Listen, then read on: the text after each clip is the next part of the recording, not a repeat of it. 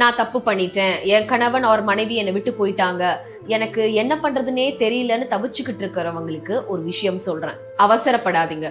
உங்க ஸ்பௌஸ் ஒன்னும் ஒரே நாள்ல நீங்க வேண்டாம்னு உங்களை விட்டுட்டு போகல. உங்களுக்கான எல்லா வாய்ப்பையும் கொடுத்து ரொம்ப டைம் எடுத்து தான் இந்த டிசிஷன் எடுத்திருக்காங்க.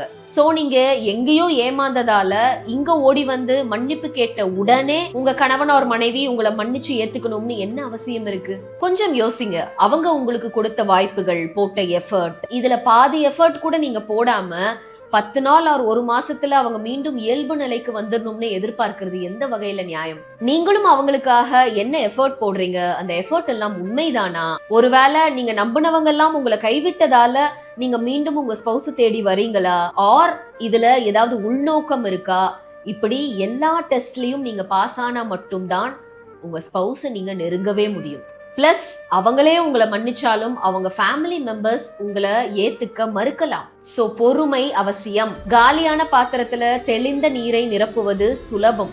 ஆனா பாதிக்கு பாதி அழுக்கு தண்ணி நிரம்பின பாத்திரத்துல நீங்க எவ்வளவு நல்ல தண்ணீர் நிரப்பினாலும் அது தெளிந்த நீர் ஆகாது.